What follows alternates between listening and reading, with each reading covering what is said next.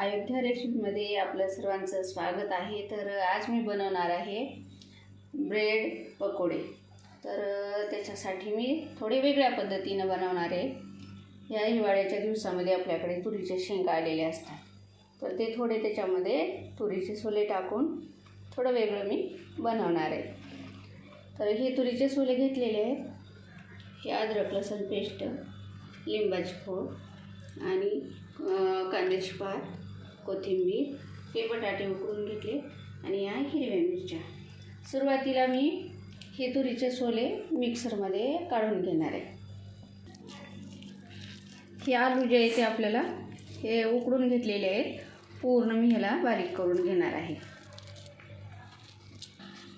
हे मी तुरीचे सोले मिक्सरला बारीक करून घेतलेले आहेत, ते आता याच्यामध्ये मिक्स करणार आहे। आणि हा हिरवा मिरचीचा ठेचा पण मी वाटून घेतलेला आहे, तो पण याच्यामध्येच मिक्स करून घ्यायचा आहे। सहसा असं कोणी करत नाही, पण आपण काहीतरी वेगळं करायचं। हे असं खूप छान चवीला छान लागते। कट कर। आता मिक्स केलेल्या भाजीला आपण थोडं तेलामध्ये फ्राय करून घेणार आहे। कांद्याची पात टाकून घेतली, त्याच्यामध्ये मी आता अद्रक लसूण पेस्ट टाकणार आहे। आपल्याला त्याच्यामध्ये अगदी थोडंसं फ्राय करून घ्यायचं।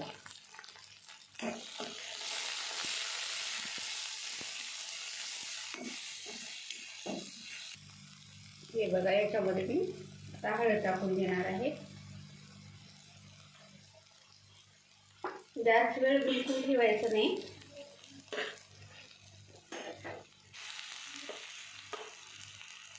फोडणी केल्यामुळे थोडी भाजीची चव वाढेल। याच्यामध्ये मी आता मीठ टाकून घेणार आहे। तिखट मीठ थोडंसं भरपूर टाकायचं, ब्रेडमुळे त्याची चव व्यवस्थित झाली पाहिजे। भरपूर मी कोथिंबीर टाकून घेणार आहे त्याच्यामध्ये। आणि लिंबाचा रस त्याच्यामध्ये ठेवू।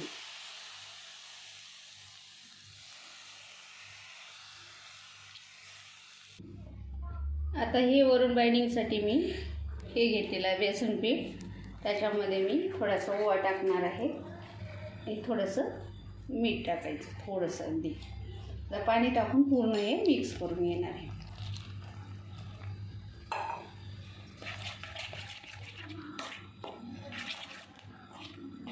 अशा प्रकारे तुम्ही करून बघा।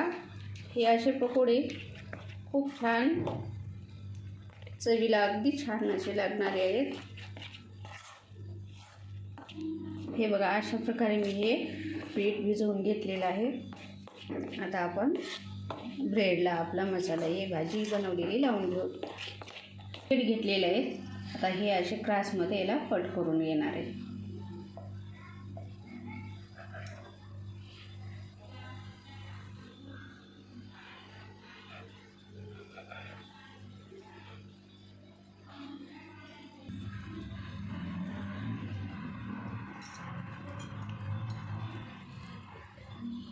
पूर्ण अशी दाटसर आता ही भाजी त्याच्यावर भरून घ्यायची।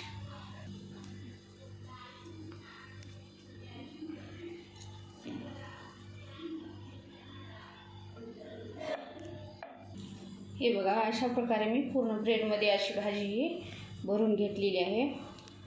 हिवाळ्यामध्ये तुरीच्या शेंगा येतात, त्याचे वेगवेगळे प्रकार आपल्या मनानेच असं काहीतरी करून बघायचं वेगळं, खूप छान लागते खायला। असं एक वेळेस मी बनवून बघितलं, त्याच्यानंतर आता मी तुम्हाला शेअर करत आहे। मी हे बेसन पिठामध्ये पूर्ण ब्रेड असे बुडवून घेत आहे। आता तळण्यासाठी मी तेल ठेवलेलं आहे, त्याच्यामध्ये आपण हे तळून घेणार आहोत।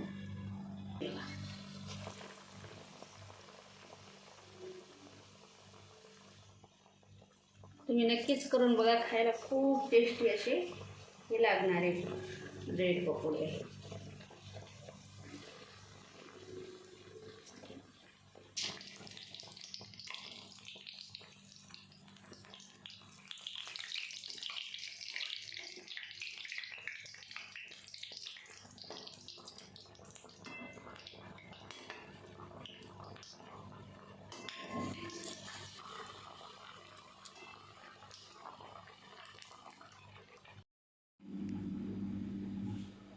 हे बघा, अशा प्रकारे आपले ब्रेड पकोडे असे छान असे तांबूस तळलेले आहेत आणि चवीला पण खूप छान लागणार आहेत. असे तुम्ही नक्कीच करून बघा, खायला खूप छान लागतील. आणि केल्यानंतर कमेंट करून मला नक्की सांगा की ब्रेड पकोडे अशा प्रकारे केलेले कसे झाले ते.